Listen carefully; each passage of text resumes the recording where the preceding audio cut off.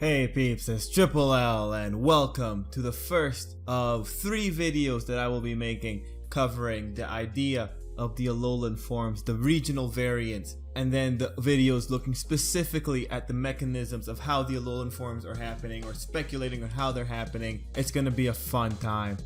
This video in particular though is gonna be a brief overview, my initial thoughts on the Alolan forms, what I'm thinking about what's going on, and why I think overall they are game changers.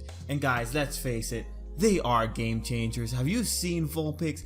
It did a complete 180 on what it used to be, and it turned into that snow foxy thing. Then we got Ninetales going total fairy. I don't know how that happened. Sandshrew and Sandslash, they perfectly adapted. And then we got Exeggutor, who is a giant dragon. But then how is he a dragon? Is it the tail? Is it the neck?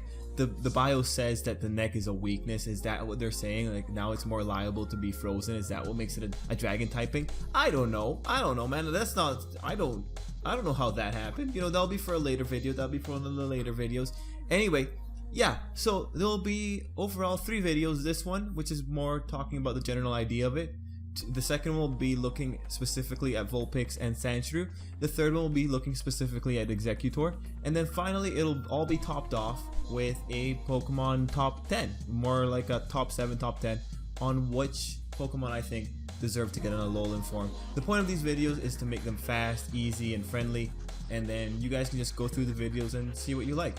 Anyway, let's get into it. Let's talk about the general idea of the Alolan forms and why they might be game changing. And the general idea that I really came back to when I was thinking about this is look at what happened to Vulpix in particular. She did a complete 180. That's a big deal. That's a total change. And now because of the way that this is being presented, this is a situation where you could have every Pokemon being liable to some kind of regional variation. And I say regional variation because that's what the website's calling it. So when it comes to these regional variants, we can now have situations where Pokemon, any Pokemon, say a Rhyhorn, ends up becoming a water type. It really all depends on how Game Freak can sell it. There are some Pokemon that I naturally think won't be able to go into regional variation, and there's some Pokemon I think are just ripe for the picking. Speaking of ripe for the picking, speaking of Exeggutor, that's a very interesting Pokemon in particular because that one Pokemon's Pokedex entry made it liable to change.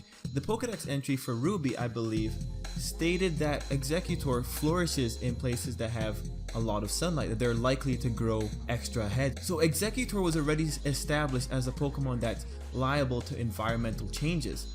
So when you go back to the regional variations, it really comes to a situation where if a region has these specific environments that could trigger some kind of change in Pokemon, it could very well happen now.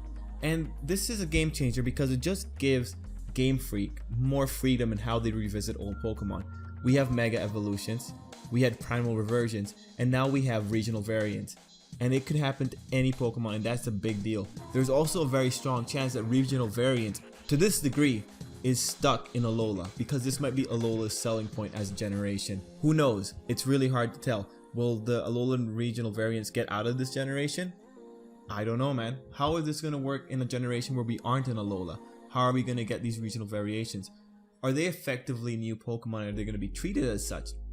And that's another big issue. These Pokemon, because of the way that they're being created, if you looked at it, and specifically I'm going to refer to Sandshrew because it seems like Sandshrew in particular might have had a base stat change.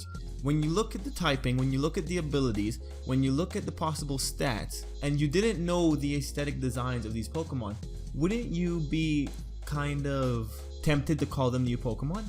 And that's an interesting concept. Are they new Pokemon because they're doing things so differently? They have different moves, they're being recognized for different feats. Are these new Pokemon? No, because they're still in the outfit of an old Pokemon. But technically, under the hood, they are new.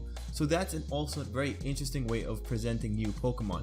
The Alolan versions of these Pokemon are effectively Alola native. What that means for future generations?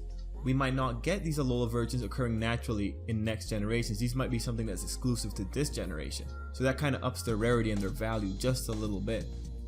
Now on to Game Freak's side of things, I really do think that when it came to these Alola forms, that Game Freak just did it just for fun. You know, they don't have to abide to any kind of rule or structure. They make the rule and structures. And why choose predictability? Predictability is boring. But now we have a situation where Game Freak could have just done this on the whim, just because, like, why not? It's fun. It's a fun time. But now this has repercussions when it comes to like making a top 10 list. How exactly are you going to try and predict what Pokemon deserve Alola versions? It's going to get really tough, because when I was looking at Executor and Vulpix, there's different mechanisms that appear to be happening here. But for Game Freak anyway, they've expanded their playing field. They have more tools, and they don't have to stick to regional variants. This proves that they can just continue making whatever they want. And back when it comes to the Alolas, what Pokemon could get Alola versions, Pokemon that have gotten Mega Evolutions aren't exactly disqualified from getting an Alola version either. Because think about it, if they don't want to be predictable, a lot of people would say no, Venusaur can't get this because, you know, it's already got a Mega Evolution. That reasoning wouldn't hold up when it comes to like making a top 10 list, I think. And instead, it's more of a issue where I actually very much see a Pokemon like Venusaur being liable to an Alola version because of what I saw happening with Executor. And if you look at his bio, it has some interesting differences from Vulpix and Sandshrew. I'll talk about that one when I get to that video, but I think there's nothing stopping, say, having Venusaur and Blastoise getting Alola versions while Charizard doesn't, especially because Charizard already has the distinction of having 2 Mega versions. So it's a very interesting playing field that Game Freak is establishing. It's a bit game changing because now anything's up to question. Anything can happen. Now we know that Game Freak isn't adverse to introducing some kind of change to an old Pokemon and just changing its types to a polar opposite. Game Freak isn't adverse to that. It really just depends on how they can sell it. And that's going to be the thing that's going to be constraining them when it comes to the Alola versions. They're going to be constrained based on how they can make the environment work for the Pokemon that migrated there. What this means for future generations is if they want to do more regional variations to this degree, they'll be constrained by the environment that the Pokemon are present in. But overall, when those generations come, it'll be an exciting time because there's more to speculate on. This generation, we still haven't seen any inklings of Mega Evolutions. We don't know if they're going to be there, but it's going to be an interesting time to look through. One thing I will say is that at this point, we know Pokemon that aren't going to be Alola variants.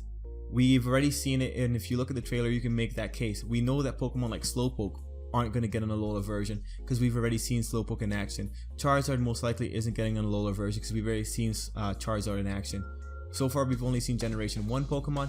Chances are the Alola versions may be isolated to Generation 1. Lots of interesting things are happening with Pokemon Sun and Moon, and I'm so excited. So guys, I think I'm going to end the video there. This was just a quick overview. The next video is going to be on Vulpix and Sandshrew specifically. So if you like to watch that, you know, stay tuned to the channel. And if you have any comments, just tell me how you feel about the new Alola variations or the regional variants. Let me know. And till next time, have a good day.